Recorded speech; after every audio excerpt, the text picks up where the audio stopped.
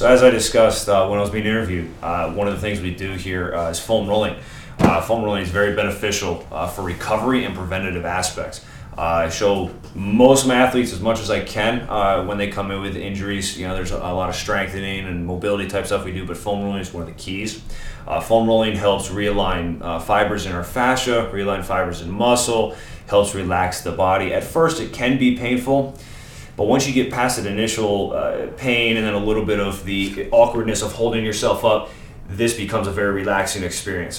This is part of a stretching routine I try to do daily. It's tough, you know, life can be it can get in the way, but it's really basic. You know, a foam roller like such as this, you know, little guy you put on the ground. I like the bigger one because there's certain moves that I do with it. There are ones that are travel size. Eventually you can also use PVC pipe, which a lot of my athletes are up to now, just because of the amount that they use their body. They have to have something very hard to push into the body. This is soft, something easy to start with. I always tell everybody to sit down on it. It's the easiest way to start. And it's just a slow, controlled kind of back and forth and then side to side motion. With foam rolling and muscle movement, our muscles move in a linear fashion and they become adhered in that linear fashion. To best break up adhesions and realign fibers is to go in a transverse plane. You know, so obviously I start them going in more of a linear fashion, but you need to obviously go against the grain, you know, turning the body on the foam roller in a perpendicular manner instead of just going sort of parallel with it. Again, I start in the glutes, get to the hamstrings.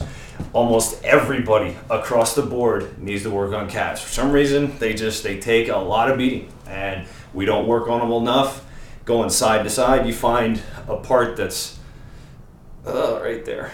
That's a little icky in my calf. I have a spasm down there. I've always have, and even though I try to work on it, going side to side in this back and forth and then front to back motion.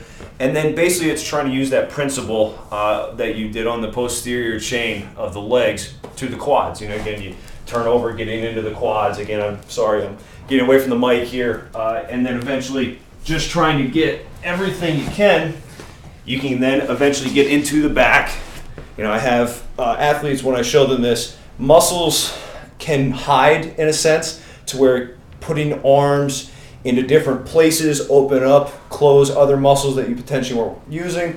And then I always show everybody the fun part where you just get to sit here at the end and you just lie down. And this is why I like the big foam roller.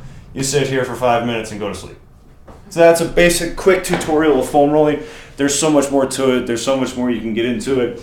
Eventually, I have my athletes use PVC pipe, which at first isn't fun, but as you can see, this thing's been beat up because, hey, it works. And I think this is almost a prime example of that shows that it works because people still use it. You know, all the little dings and nicks from picking up little rocks on the ground. So that's foam rolling, PVC pipe rolling. Hey, it's something to start with. So as I was talking about earlier, the door stretch, and Kurt mentioned it, the infamous door stretch. It's called that because we use a door for it. You can do this on any flat surface, any wall, any cabinet, anything you can find. And actually, the person that showed it to me calls it the couch stretch. You know, they get a couch at the arm and they kind of get into it because it's very comfortable.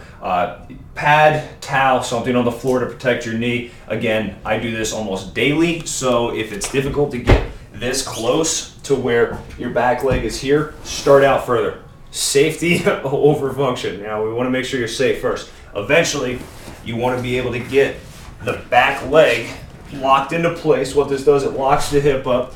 You come down first, tighten up that left glute. You pull, basically like a string is pulling the hip down towards the ground.